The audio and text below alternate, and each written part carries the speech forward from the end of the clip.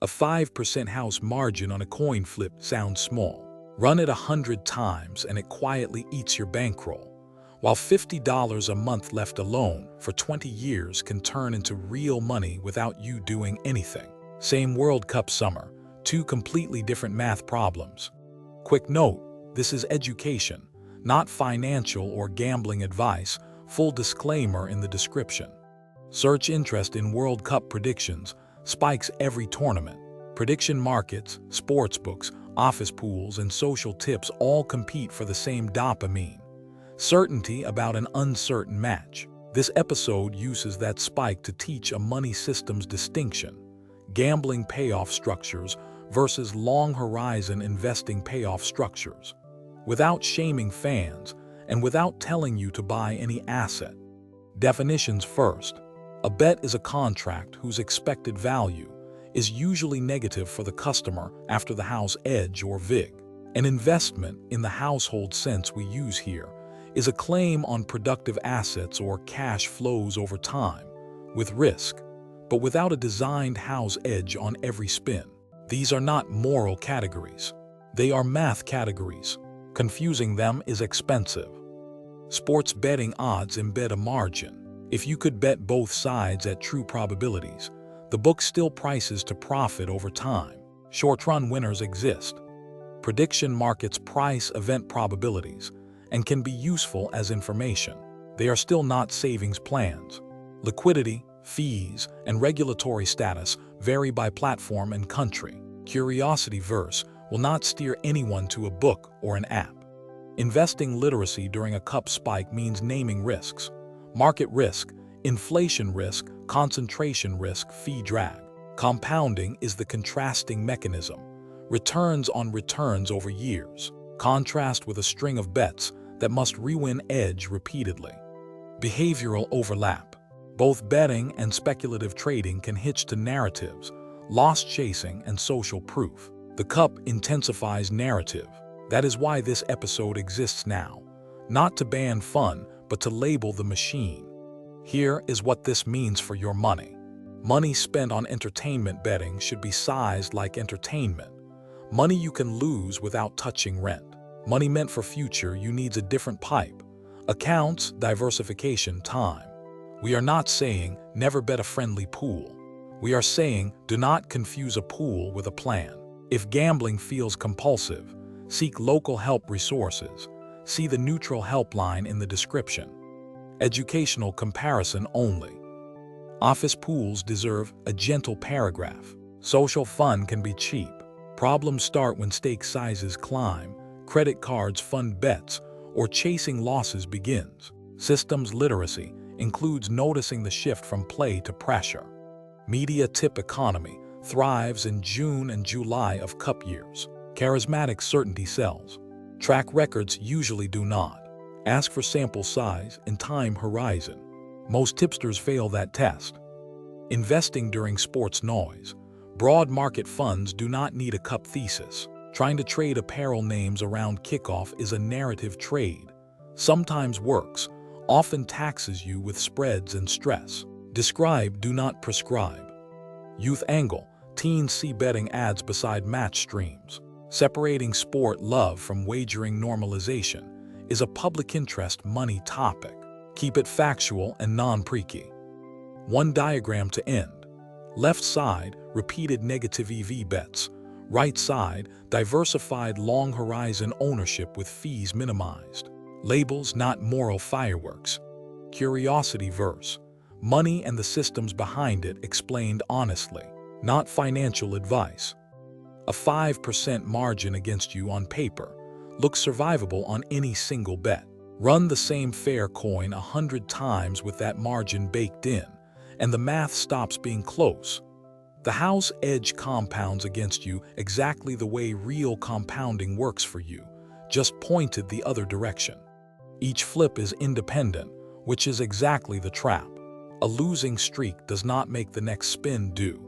And a winning streak does not mean the house edge took a night off. That independence is what lets a fixed percentage margin grind down a bankroll on schedule, no matter how the streaks feel while they're happening.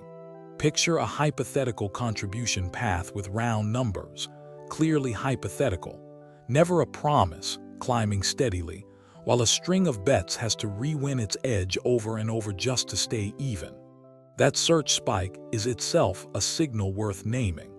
Interest in odds and predictions tracks kickoff dates almost exactly, rising for days beforehand and collapsing right after the final whistle. Compounding has no comparable calendar. It works the same in a World Cup month as it does in a quiet one, which is precisely why it doesn't trend. Parlays multiply excitement and multiply edge against the bettor. Explain product design without forbidding adult entertainment budgets. Cash advances and high app return entertainment into debt service. Name the pipe, do not shame the person. Staking systems, flat bets, percentage of bankroll bets, martingale-style doubling after a loss are marketed as edge. None of them change a negative expected value into a positive one. They only change how fast the same negative number arrives and how large the swings feel along the way. Expected value drill. Compare that repeated coin flip math against a diversified fund contribution over the same calendar. Different engines. Keep numbers round and labeled. Avoid crypto casino hybrids and sports NFT get-rich framing. If mentioned, label speculation and refuse promotions. Parents can pause on ads and run a 2-minute house edge conversation that outperforms a lecture. Retirement accounts and betting. Wallets should never share a mental bucket. Separate accounts make systems visible.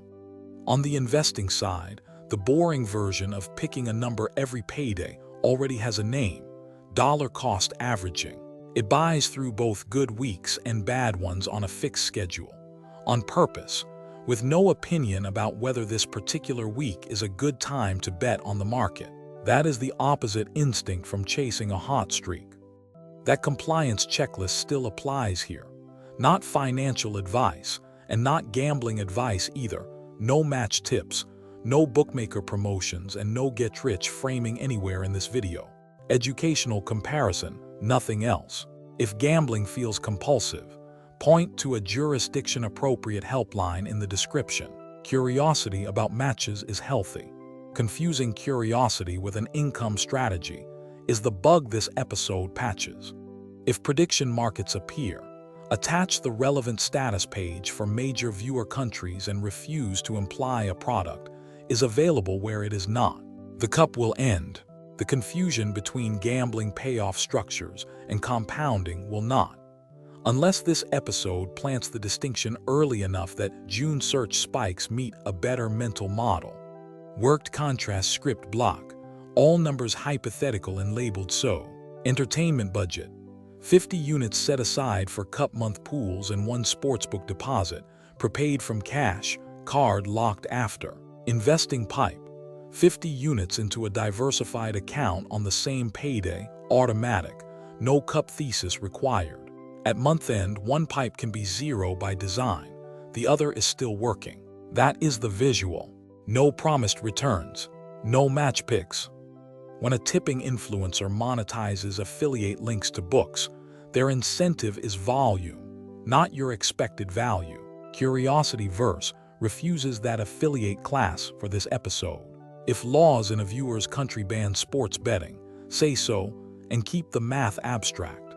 Loss chasing deserved a system sentence. After a bad beat, the urge to get even before the next match is the same loop that empties trading accounts after a red day. Naming the loop is not therapy, it is product literacy. The investing side of the contrast does not need a cup calendar. Automatic contributions ignore kickoff. That boredom is a feature. Friend group pools stay cheapest when stakes are capped in writing before kickoff and nobody is allowed to just add a little more after a loss. Social pressure is a fee with no receipt. If your hands shake when the odds load, that is data about the product meeting your nervous system. Step back, keep the match, drop the wager.